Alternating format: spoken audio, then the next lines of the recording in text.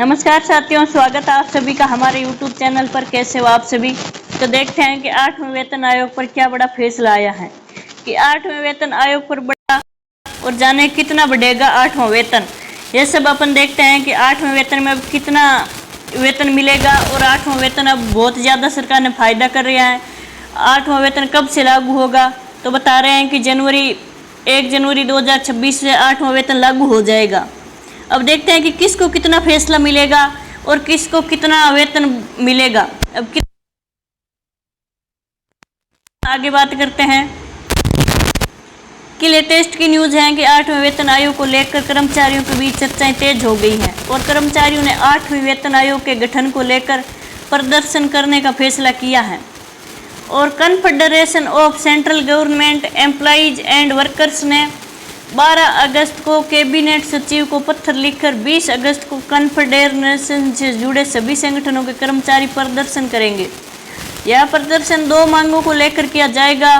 इसमें पहली मांग 8वें वेतन आयोग का गठन जल्द से जल्द और अविलंब किया जाएगा। 8वें वेतन आयोग के क्या है कि 8वें वेतन आयोग के गठन की मांग काफ़ी महत्वपूर्ण है।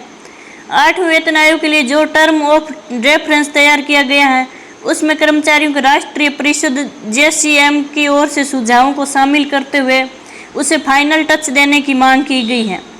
दूसरा, विधेयक को लेकर पेंशनरों के मन में एक अनिश्चित है और सरकार को उसे जल्द से जल्द दूर करना चाहिए। जैसे डेट ऑफ रिटायरमेंट या फिर वेतन आयोग की सिफारिश को स्वीकार करने के दौरान उक्त बातों को लेकर कोई भी भेदभाव कर्मचारियों के साथ ना किया जाए। अब टर्म का रेफरेंस तैयार लेकिन सार्वजनिक नहीं।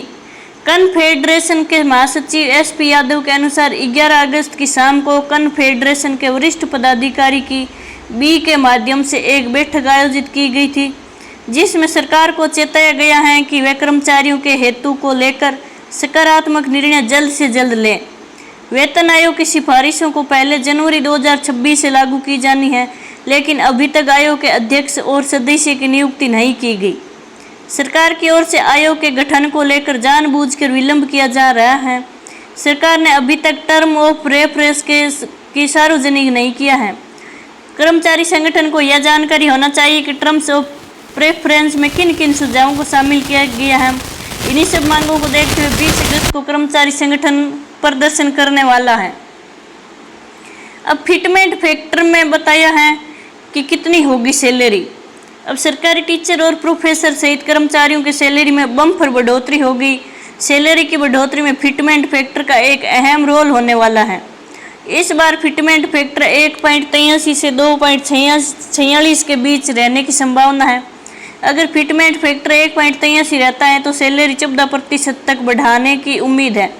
वहीं 2.15% तक फिटमेंट फैक्टर रहता है तो सैलरी में 34% तक बढ़ोतरी हो सकती है। और कोटक इंस्टीट्यूशनल ने अपनी रिपोर्ट में 1.8 का फिटमेंट फैक्टर का अनुमान लगाया है, यानी कि सैलरी में 13% बढ़ोतरी की संभावना व्यक्त की जा रही है। अब क्या होता है कि फिटमेंट फैक्टर, वो देखते हैं कि फिटमेंट फैक्टर क्या है। फिटमेंट फैक्टर का एक अहम रोल होता है और 1.8 फिटमेंट फैक्टर हैं तो बेसिक सैलरी को 1.5 गुना कर दिया जाता है। लेकिन नए वेतन आयोग लागू होने पर महंगाई भत्ता 0 हो जाएगा। ऐसे में पिछले वेतन आयोग में फिटमेंट फैक्टर 2.57 रखा गया था, यानी कि बेसिक सैलरी अगर 10,000 है तो 2.57 फिटमेंट फैक्टर से बढ़ाकर 26,700 हो गई। वहीं महंगाई भत्ते को 0 करने पर देखें तो वास्तविक वेतन में बढ़ोतरी काफ़ी कम हुई है और आपकी बेसिक सैलरी कितनी है उसको फिटमेंट फैक्टर से गुना कर सकते हैं और अपनी सैलरी का अंदाज़ लगा सकते हैं।